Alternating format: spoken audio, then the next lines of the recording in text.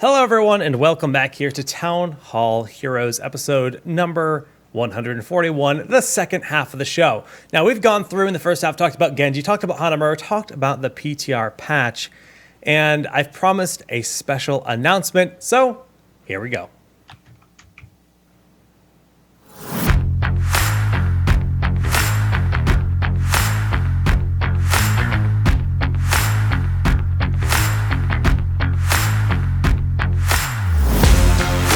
Follow on his left. What?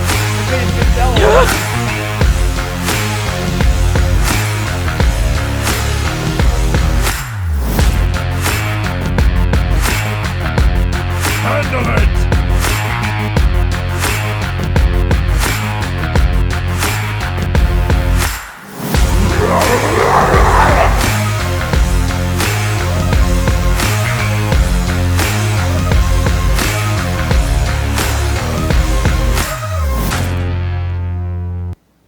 Zoya's birthday party, Bloodlust 2017, has in fact been revealed, I guess, and I'm really excited for it. It's something I've been wanting to do for an incredibly long time.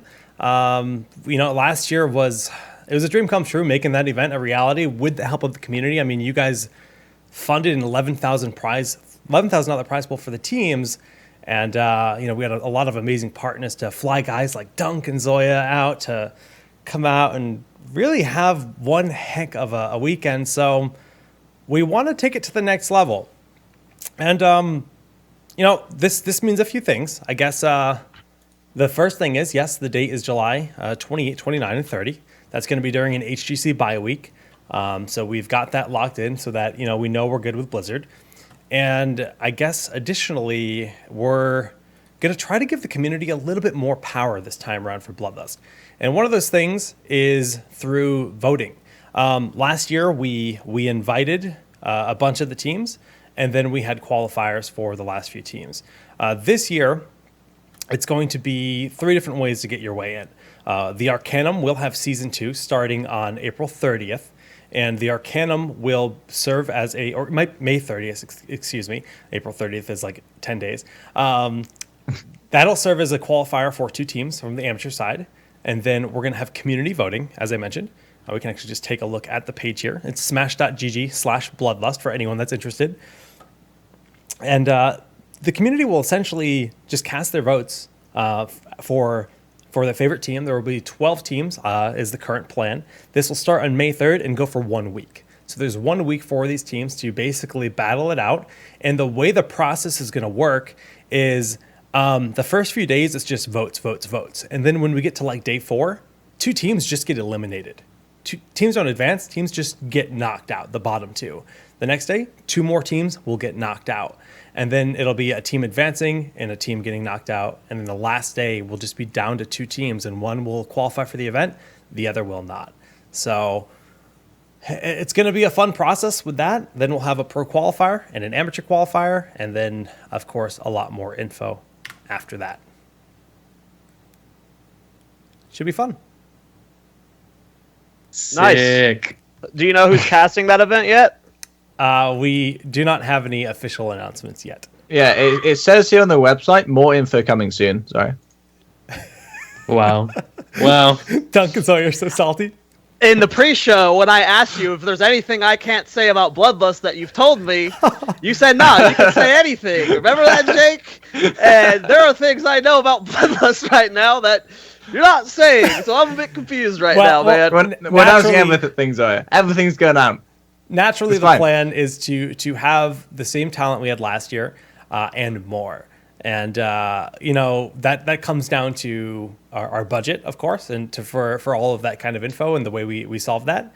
But the intent is, yes, to have everyone that was there last year and then some more. Party at Jake's house.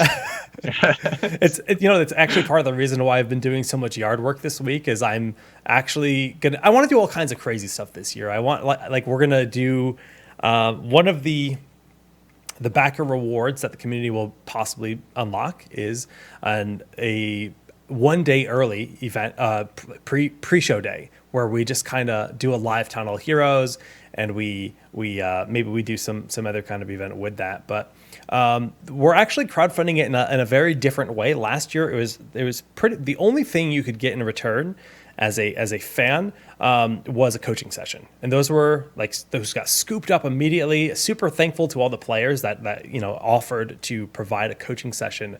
Literally, they just gave their time to benefit the prize pool, which is super cool.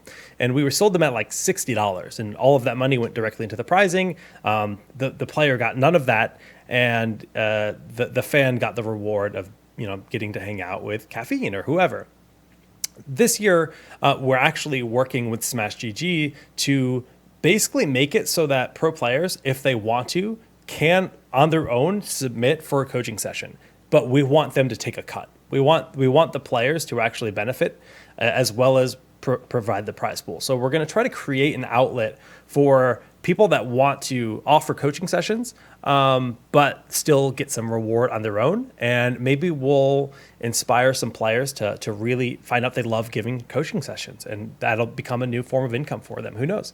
But additionally, we're going to be selling all kinds of merch. And here's some examples of merchandise we intend to provide. This is the mock-ups, of course, but that is an official new Bloodlust logo that'll be used for merch. It's not going to be replacing the old logo necessarily, but that is a new design, which is actually, you'll notice, one of our emotes here on the Arcanate channel already. The same artist created one of Grubby's Samuro emotes. His name is Kevin Schultz. He's a really awesome guy, and I think it's such a cool shirt. Arcanate hoodie. So I have a Dude, the question. Arcane 8 symbol on a hoodie is so clean. Will with people potentially commentating the event be getting that shirt and those hoodies and stuff? I know no one's confirmed for commentating it, despite me being a lot in that trailer we just saw, like 5 or 6 times in it. There was a big video about it as well with the peppers and stuff. But I'm not confirmed. I'm just curious. If, for people interested in commentating the event, will we get that swag? hopefully, yes. Oh, yeah. Nice. I'm not excited for myself, obviously, because we don't know. You're not Sebastian. confirmed. Yeah. Yeah, but There's I'm more sure info that- coming soon. I really like that it'll hoodie be as well. fine. I really like that hoodie as well, by the way. So- That logo looks really sick. That hoodie is like super, super high quality too. Like I did a lot of shopping around for various merchandise options. Like there's some pretty low quality hoodies out there, and I think that's the worst thing in the world. These hoodies are like, oh, they're so nice, and we might get the word Arcane 8 printed on the side of it. Like the bottom right side, it might just say Arcane 8 like vertically. I think that could be really cool. I like that a lot. I think the placement of the logo, like where that is and the colors, that hoodie looks really good, man. Yeah. You did a good job. Presently, there's nothing on the back. So Maddie just asked in the chat. We're debating on the Arcane 8 line to be on the back, the side, or neither. We haven't really committed fully on that yet. But yeah. So there's 2 things that I'm really interested in, right? Is there really going to be an exclamation mark on the back of that Arcane 8 t-shirt? Yes. Like esports exclamation all caps, mark? exclamation point. Damn, I was looking forward to that. Jake don't play with esports. play. Esports, all caps. Yeah. And my other question is, do you know what that split is for the player coaching? And just curious, Baker's trying to get in on some coaching already. He's trying to figure it out. That's actually something I'd like to talk to the players about when we actually launch that phase of the crowdfunding. That's something we'll be doing midway through. It'll be like maybe 50-50. I don't know. Whatever makes the most sense with the players, whatever people want to do, we can even make it flexible. So, but yeah, that's an opportunity that I definitely want to present because I think coaching sessions are something people really enjoyed last year, and we want to embrace that as much as we can. But I feel like I missed something else.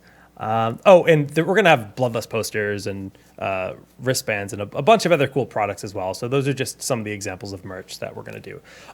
So just, I guess the last thing, just to explain it here, the store will not be opening until May 3rd. That's when the voting will begin.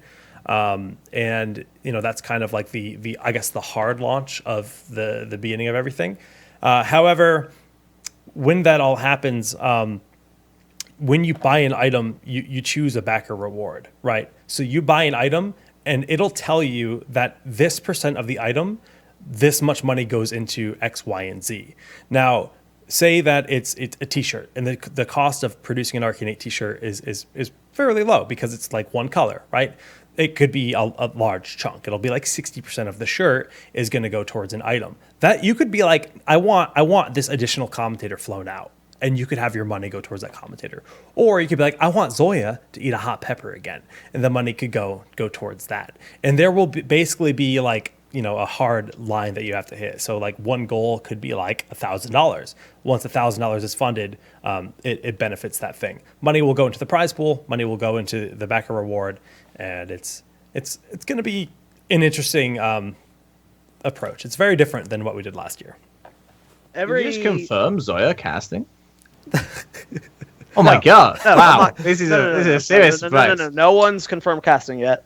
Oh, is not there more even info coming soon? Not even me. You okay? can just make him eat a hot pepper. Not even There's Jake. no guarantees casting. Have you been to Jake's He's Twitter? gonna fly out to eat that hot pepper, and then he'll go home again. I would actually do that, but Jake's Twitter says CEO of Arcane 8, and he's not even confirmed casting. There are no commentators confirmed, so I actually probably won't really cast the event.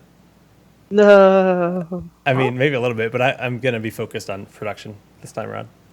Well, the cool thing about the hero scene is every time we've had a crowd, like it started with Kings of the Storm, right? Small crowdfunding here and there for these little tournaments weekly, and then the next big one was Heroes Rising, and that pushed the limits for what the hero scene could do, and then Bloodlust, right? That was another tier reached of like community fundraising, right? And to see what the community can push its limits to and what cool things we can see. And, hopefully we can push the bounds. Well, not we, because I'm not confirmed commentating Bloodlust 2 yet, but Jake and Arcane 8 could push it to the next level, and hopefully it's okay. I'm excited, man. Bloodlust 1 was my favorite tournament ever, and I've worked. All right. The dream was so far working okay. a Blizzard event. So far, I right? can still talk. We and have I got to do that twice superstars.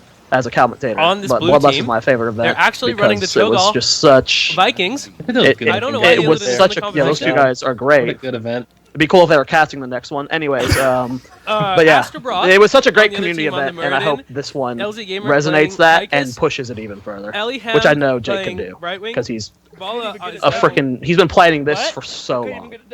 For so long. Oh no! He's been planning this before Bloodlust 1 You have to finished. swallow it, Zoya. Otherwise, it'll get worse. He's crazy like that. All right, guys. Dude, I almost threw up, man. That was bad. That hit hard. That hit so hard, man.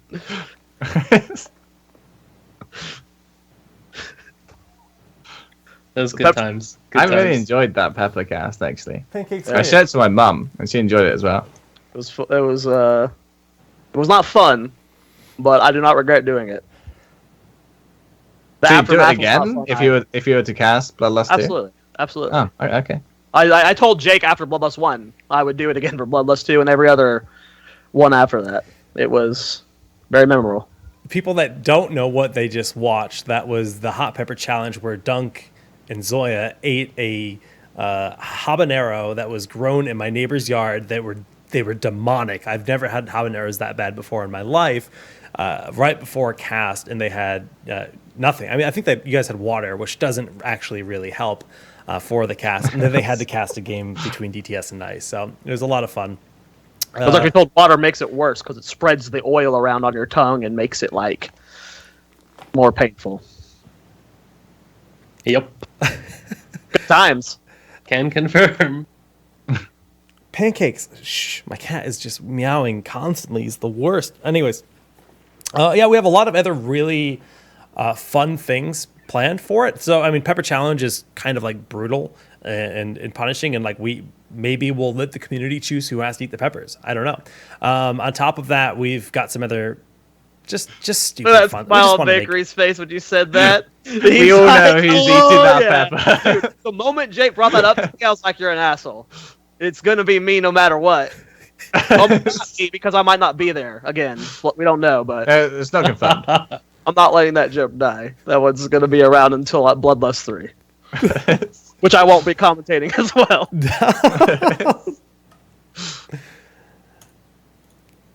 All right. Well, I guess that's that for Bloodlust, and we can now transition to talk about HGC.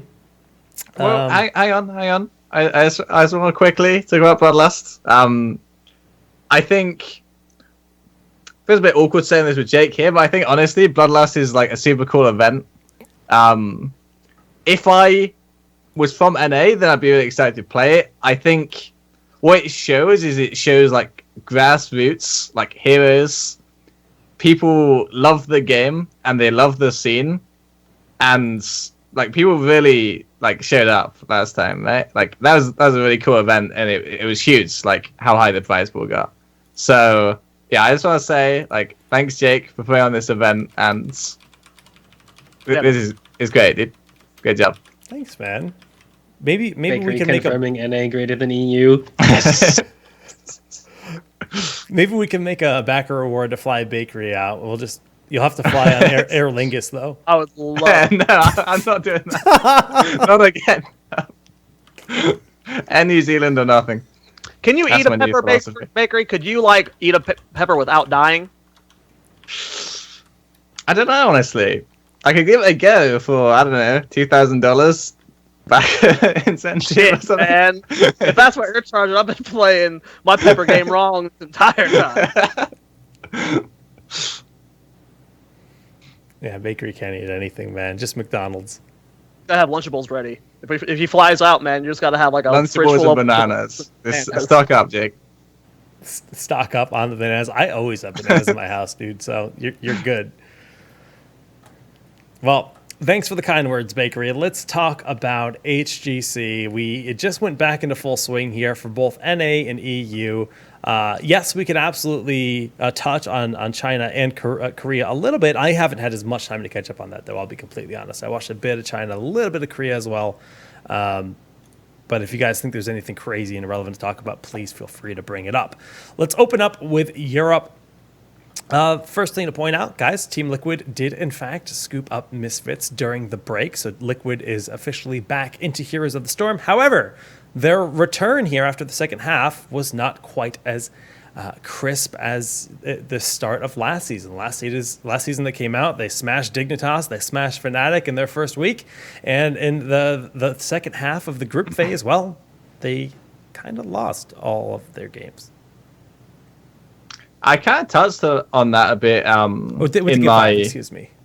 in my post-game interview. I think the kind of the middle of the table, like with the break, basically, where obviously they got to stay at home, they got to practice, and just focus really on improving. When obviously other teams were at the clash, and also with the meta shift that we saw in terms of like double support, moving kind of away from big stun tanks like Murd and ETC into more reserved ones. Like just that kind of meta shift. Like the mid-tier teams got a lot better, but at the top, like the big three, there were quite a few issues actually, like where teams weren't sure how to play against these kind of strategies and stuff like that. And I think that's why Liquid looked fairly shaky. I think like just in general, they didn't have quite as much time to practice as the other teams. Having come back from HCC, they took a bit of a longer break, but also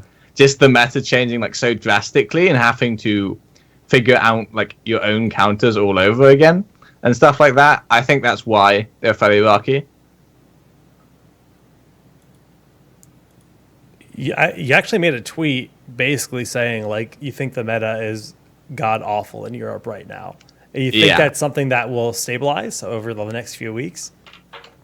I feel like it's getting like a bit better. Like I think the tweet was like I guess like a week old when I made it.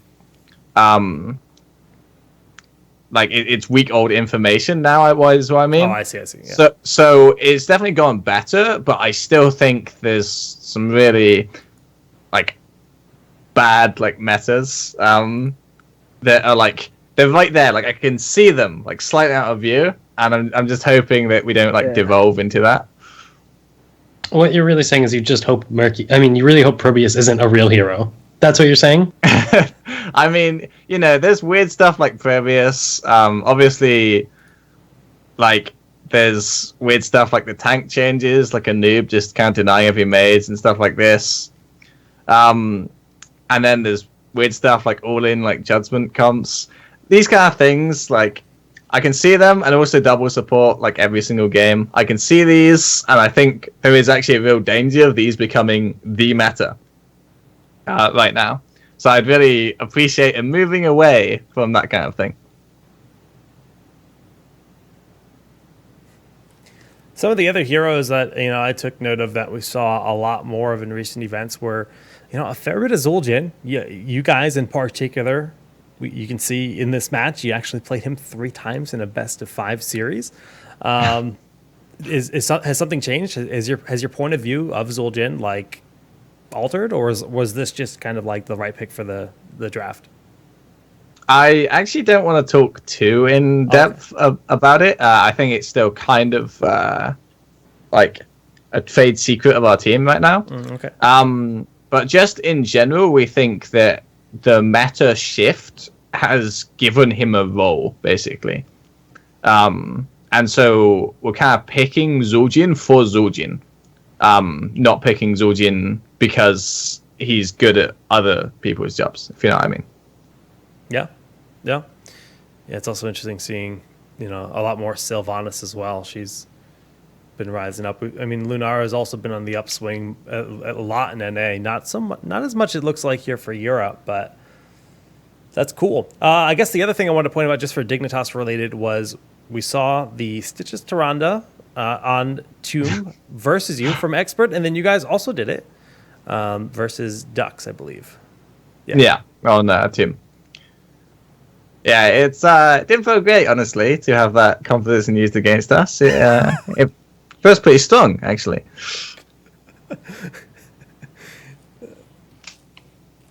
So fun. No, not fun in the game. So a lot of double support, a lot more Sonya. A lot of this is just, teams coming back from a long break, reapproaching the game. In week number 7 coming up, is it on the same patch? Yeah, so week 7 and week 8 are the same patch as week 1, and then for week 9 and week 10 we swapped to a new patch, but we don't know which one yet. Oh, it's like either Genji or Cassia. You don't know. So and I think that's the patch that we play through on playoffs as well. Like This next patch is the final patch throughout the rest of the season, as far as I'm aware. Well, I think it's like, honestly, it's pretty dangerous either way, because obviously Genji is like very new. I don't think he'll be 2 weeks. Like, he'll have been released for 2 weeks by the time we hit week 4. So that's their general rule of thumb. But if they go with the Cassia patch, the only changes are ETC and Cassia. So at the end of playoffs, we'd then be playing on something like what is basically a 6-week-old patch, or like an 8-week-old patch. It's 6 week old already at the end of week 3. So if that's the patch for playoffs, then it's like, I don't know, 12 weeks old, maybe? Geez, yeah. Like, crazy. It's insane. So, okay, maybe less than that. Maybe 10 Is that necessarily a bad thing, though? I just mean... I really think so. Like, I think that's the threshold where it's no longer really relevant to the viewer. You think it's been too long? That's a problem. They could be potentially 3 balanced patches ahead at the time they're watching playoffs. I think the more distance between live and the pro games, the less connected the viewership. Like, even... I agree. Yeah, like, it's so frustrating to, like, not have your Hero League experience match up with, like, what the pros are playing. Like, 1 or 2 weeks is tolerable. I think if it gets longer, like, it starts to get weird. Yeah, I definitely agree with that. And the other bad thing is that we haven't been playing like the same patch in Hero League, right? Yeah. So obviously once we once like Genji releases and we're still stuck playing HTC on the old patch, it's like a completely different game. So it's a bit weird there as well. It's an interesting problem to have. I mean, Heroes is a game that gets patched often, right? And, more often than most games. So that disconnect is a really big deal, though. Like, I personally want to be able to watch a game and then bring that game to my Hero League. And if that information is not true or, slightly dated, it loses a lot of value for some viewers. Some viewers are largely watching to learn. I mean, yes, Absolutely. It's fun to watch, but when I watched StarCraft, I was watching to learn builds. That was my entire purpose for watching esports, really. I mean, it was fun to watch, but I also wanted to get better and learn new builds.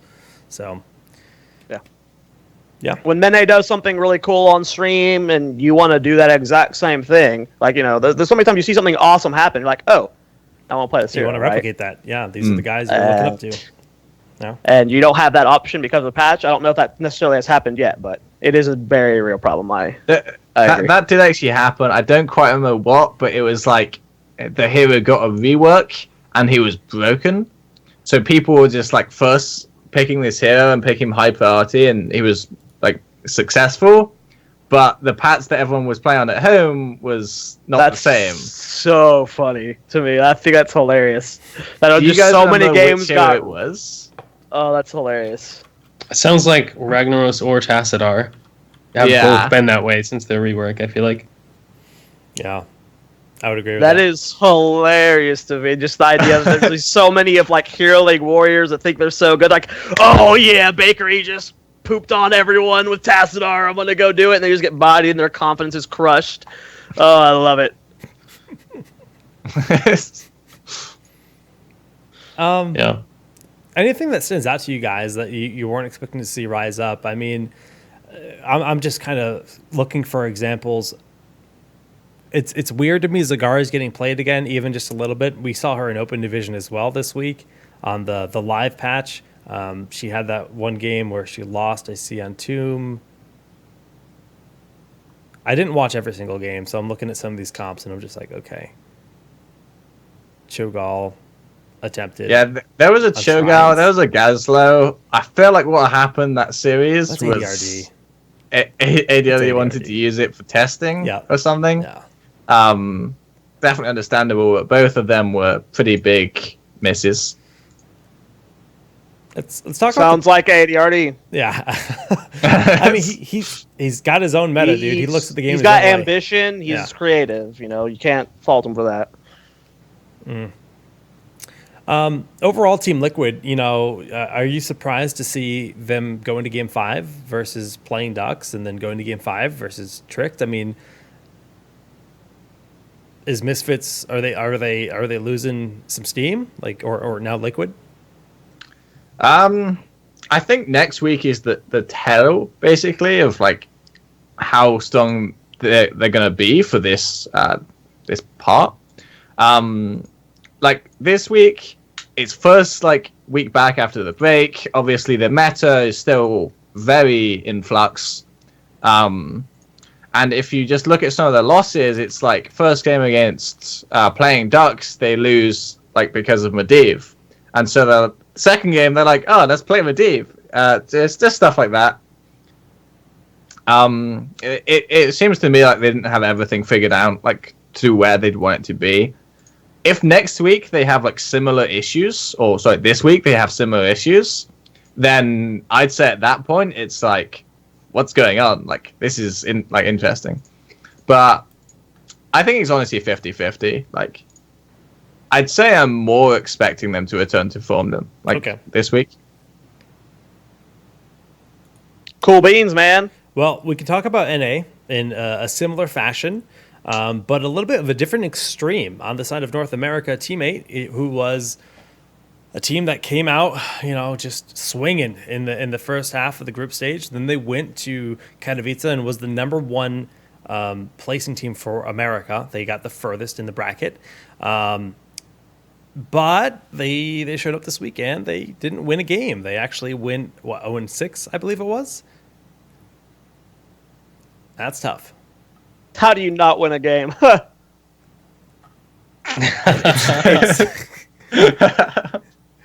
Beast Temp Okay. boys. Yeah, I think honestly it's pretty easy to draw a parallel here. So again, we do know that Glarung took a bit of a longer break than I'm sure he would have liked to. Yeah, it was just Japan for like 2 weeks, right? I think he went to Japan, yeah. So that was their first issue, and then their very first week was against Gale Force and Tempo. So That's true. I believe we would have seen like similar results if this was like Liquid playing like Fnatic and Team Dignitas first week. Maybe not a 3-0, like that is a bit underperforming for sure. But like again, they had a bit of a break, they didn't get to Scrim Master, so they don't know what we're doing. And yeah, I think the thing that stood out to me though, like talking about teammates specifically, was that it felt like their cohesion was lacking. Like, it didn't seem to be, oh, they've got, like, I'm drafted here. It didn't seem to be like, oh, they made a bad shot call here. It just seemed to be like things just weren't working. And you can definitely attribute that to being rusty.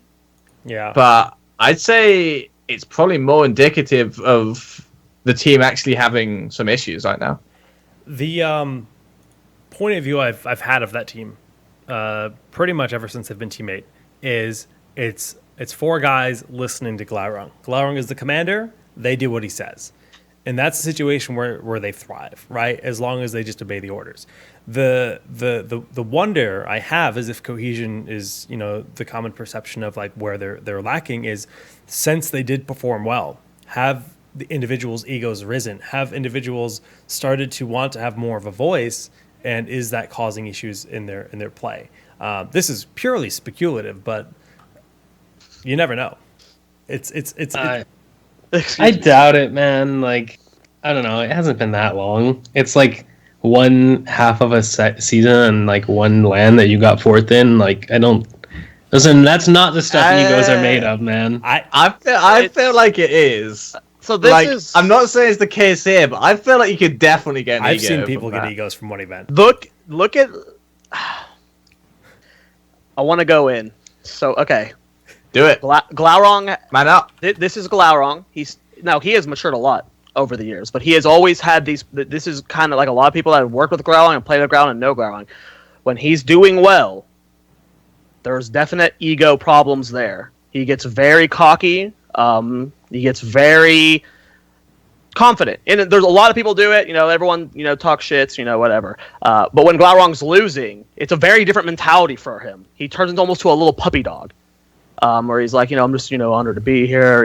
Whenever Glaurung's on top, his interviews on tournaments are always like, we're just honored to be here. We're giving it our all and stuff. And then when you interview him when he's winning, there's a very different shift. So Glaurung has always had that fluctuating ego. So I can definitely see that being an issue. However, he has been maturing a lot since I first worked with him. So it could not be, it could be. I'm just saying ego and Glaurung go hand in hand. And they were doing very well. They were on top, and they looked good. So the fuel was definitely there for that fire. Granted, like we mentioned, those are the two biggest matchups.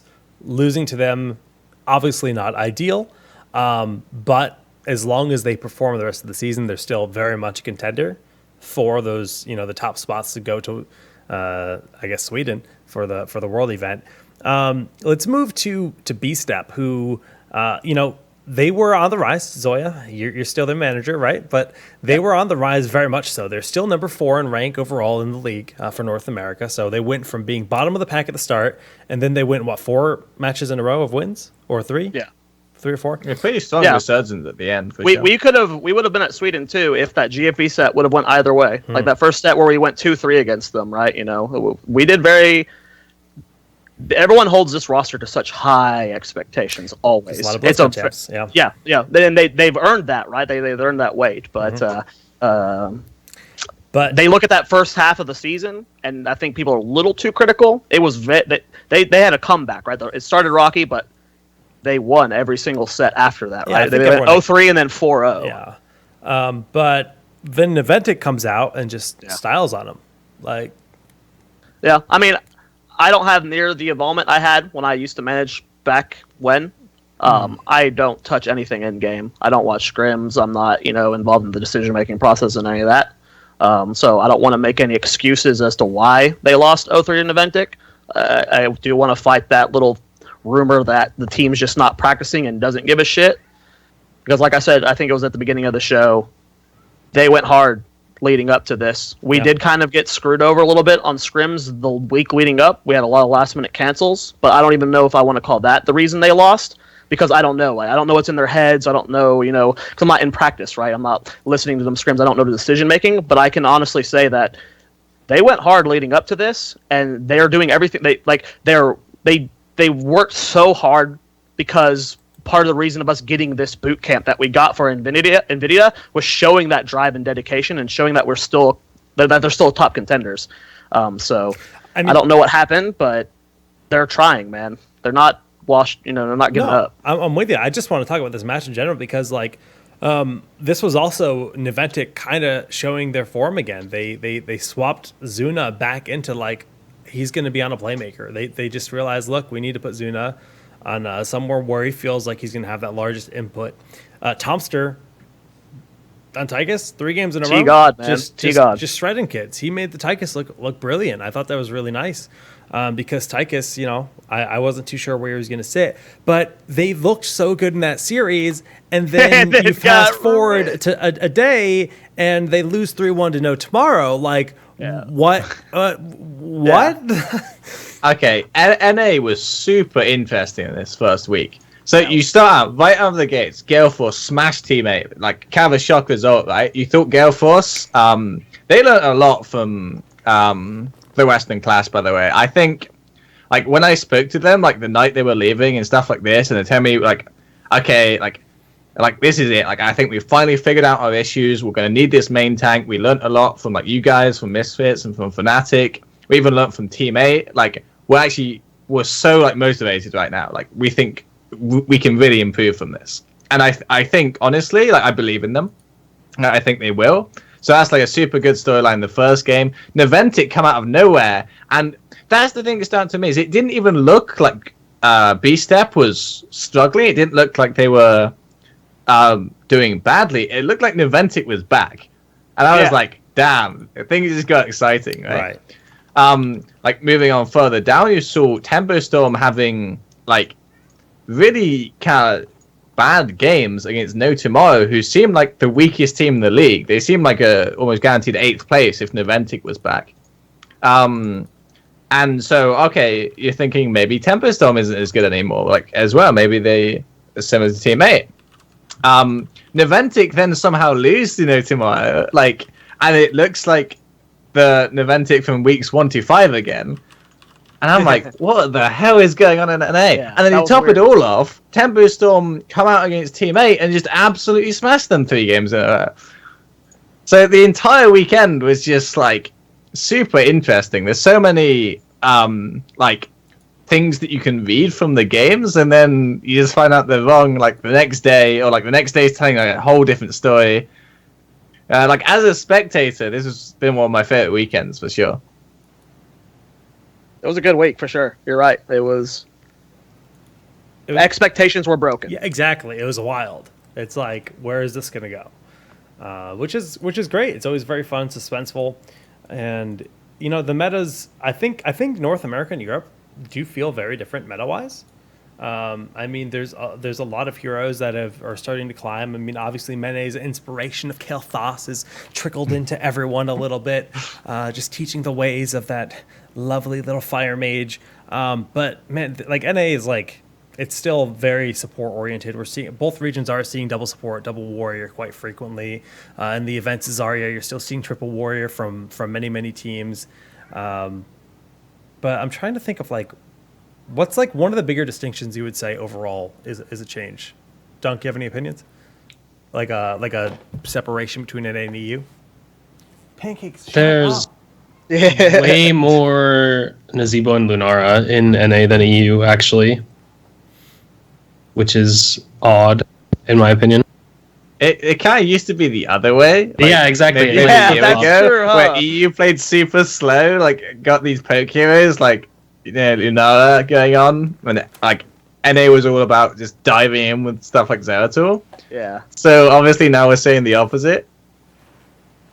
Yeah, there's a Lunara in almost every game in NA for that weekend, and then there's none in Europe, or maybe 1 or 2. It's pretty weird, because they were known for playing Lunara before. What's kind of cool is I was talking to Tiger JK last night, and because of their win versus Niantic, this is they were pretty much guaranteed relegations, and that win has opened up a lot of opportunity for them to not be bottom 2, right? But they to guarantee themselves safety, right? You have to be top, you can't be 7th or 8th place, right? And you're guaranteed next season. And that win Like, if a few more teams lose, obviously, and they win a few more matches, they went from guaranteed 8th place, like Bakery was saying, to Tomorrow has a chance now, and I love a lot of the guys on that team.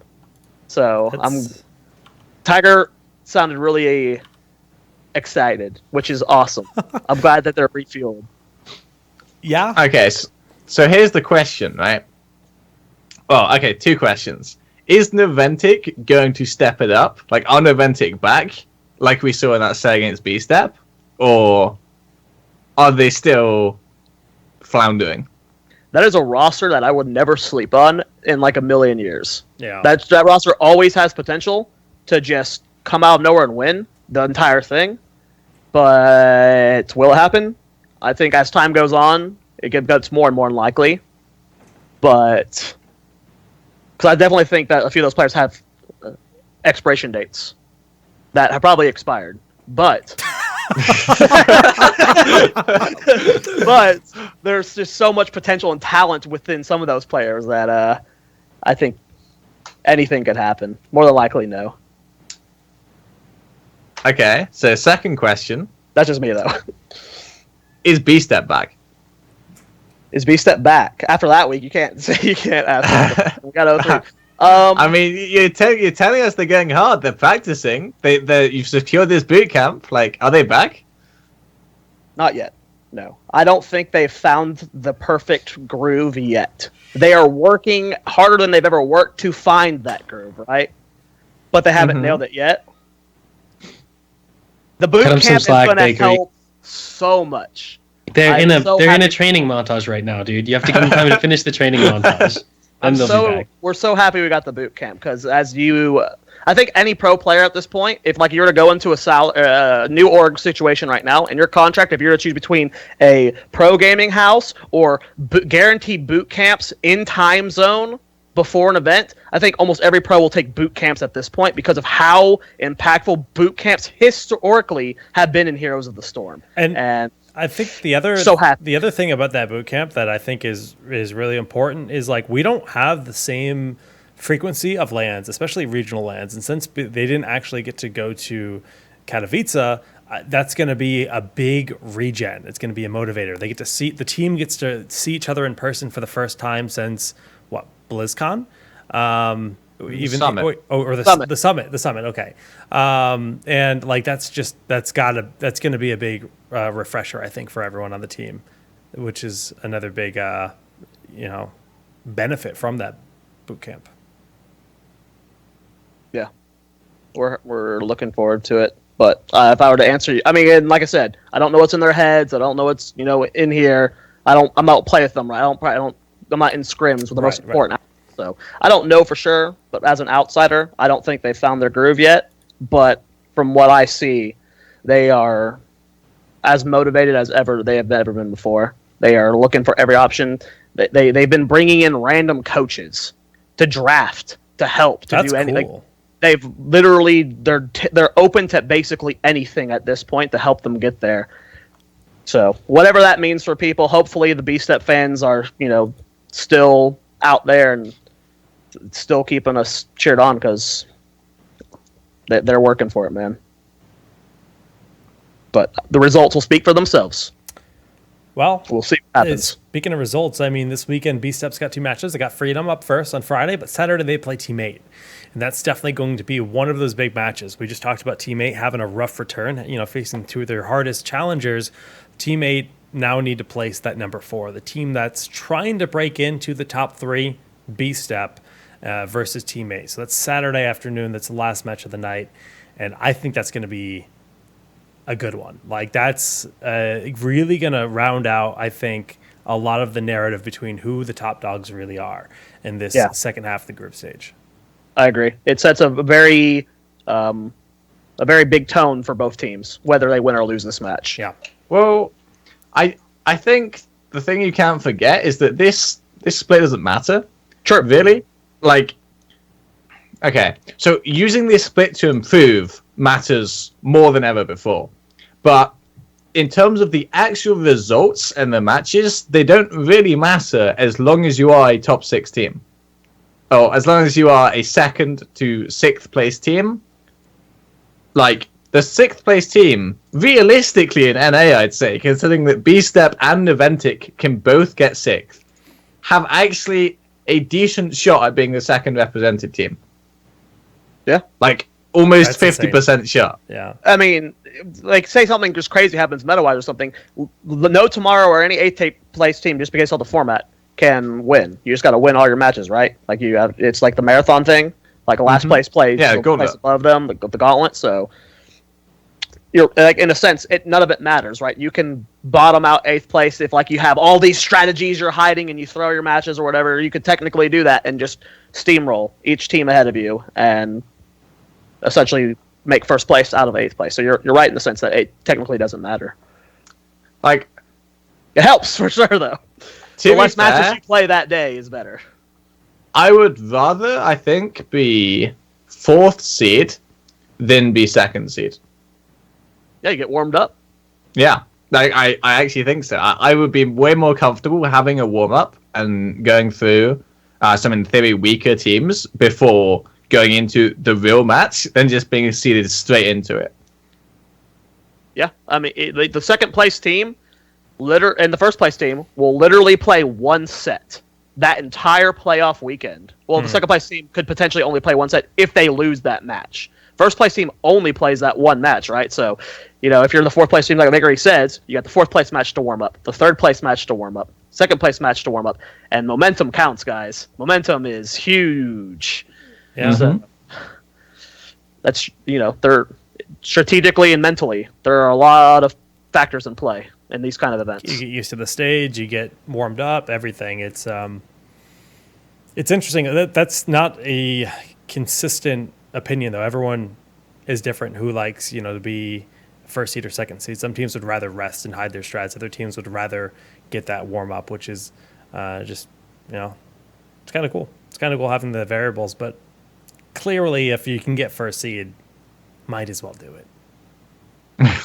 Yeah, first seed's the dream. First seed matters, and 7th and 8th matters.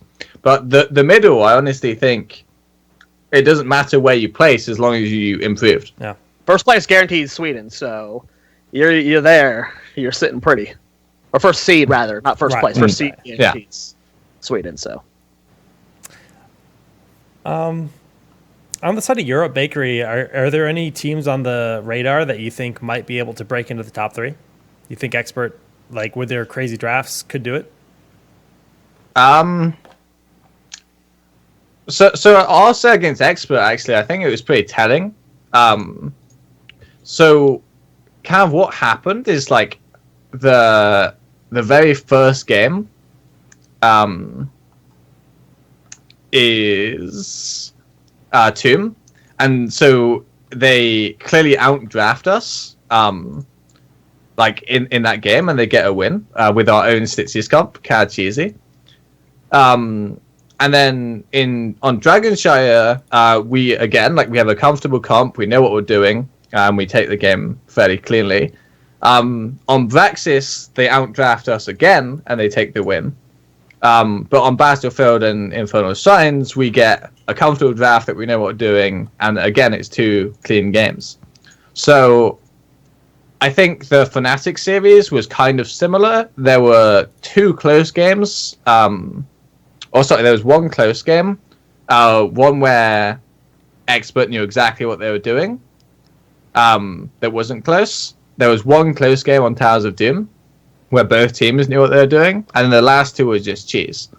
So I think, honestly, what Expert need to do is they need to have 3 games at an advantage to win a series against a top 3 team. Be that in draft, be it via cheese.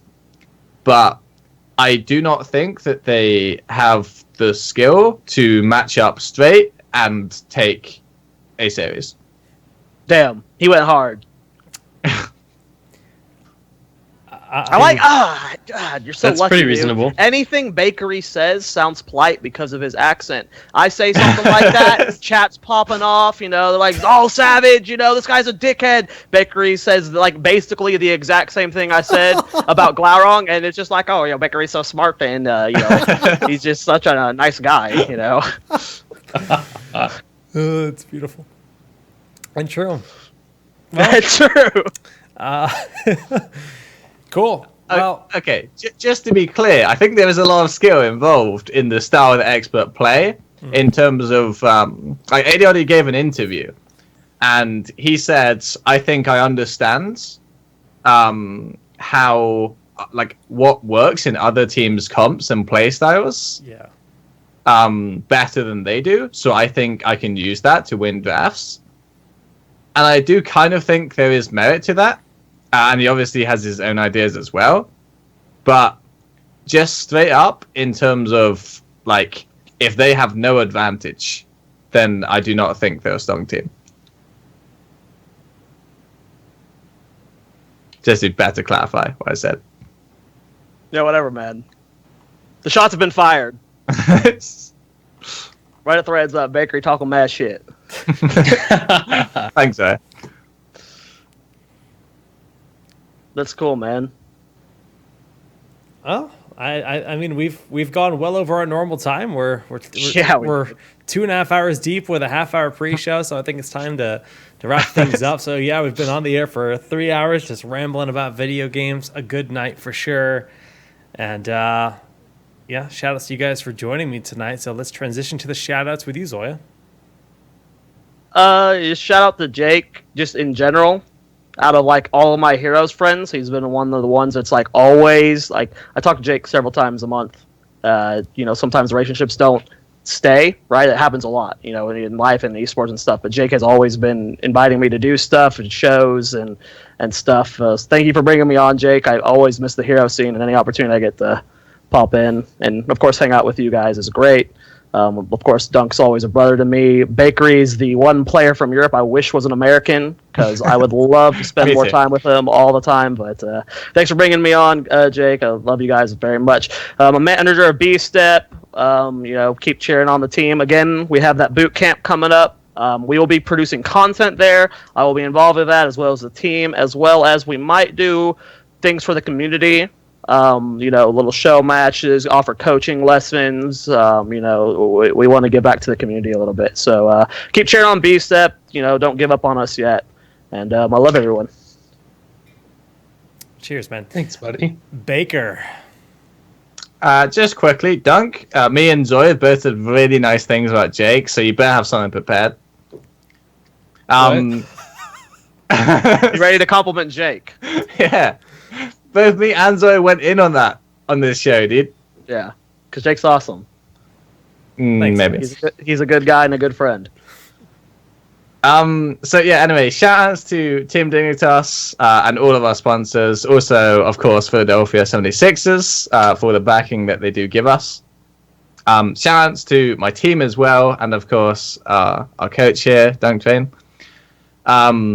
You can follow me on Twitter, which is @BakeryHeroes, linked here on my name.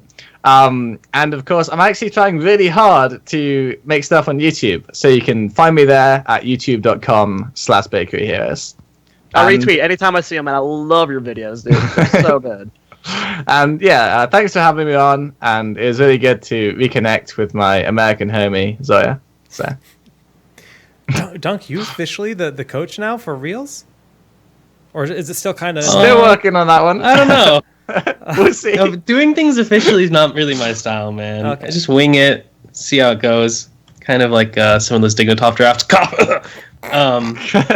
But in reality, shout out to obviously Jake for putting together Bloodless 2, which should be amazing, hopefully. I would love for you to be involved as well as myself. Yeah, I hope I can be confirmed to participate in that at some point, but we'll see. I've got a resume I'm going to forward tonight. We're getting in there. Yeah, maybe I'll write up a nice cover letter for Jake, try and prove that I belong at Bloodlust.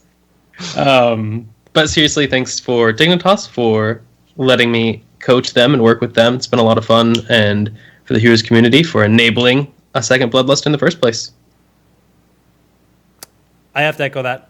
Big shout outs to everyone for making last year so amazing and, making me want to do it again. I mean, obviously, the charm is being able to hang out with my homies and just put on a fun event, right? That's what I want. Everything I've always wanted to do in esports is about, it's a game, right? It's not we're not ESPN. We're not pro sports. It's not what I enjoy. I think I worked Heroes of the Dorm last year, and I just half the time I felt like this is like way too stiff, right? That it's just not my style. They wanted to be TV friendly. It's a different audience. Granted, that was a very different audience. We were trying to make it educational and new and neutral. But I just want to have fun, talk about the game. The Savage commentary, something I'll welcome in again.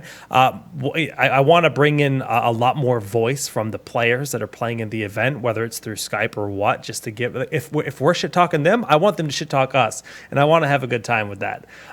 So there's a lot of things to explore, which is kind of why I'm going to be going into full production mode. So yeah, just thank you for the Heroes community for supporting Arcanate, supporting Bloodlust, and all these cool things, and for everyone that's involved. Big shout out to even everyone else that's helped me make stuff. Like Peck the Mage is always in here. He's helped us update our logo on the event. We're working on all kinds of cool assets for it. Sky's the limit, really. There's some really, really stupid things we can do. Like, I've got the idea of caster karaoke as a late night unlockable thing that we do. Like, literally after the event, we'll just do karaoke. Like, just kind of like something fun. Not the ordinary, the event's over and it's over. No, extra things, just really just fun interactive stuff. That's really the whole goal. So we'll have a lot more about Bloodlust in the near future. Again, the team voting will begin on May 3rd. So keep your eyes out for some more information rolling out over the next couple of weeks. Naturally, I think we're all going to be very focused on Heroes 2.0, April 25th. Next week, we will have a show just going through the launch, whatever the new hero is, whatever the great new info, the new trailer, we'll be talking about it and celebrating the launch of next week's show. And until next week, GG's and good night.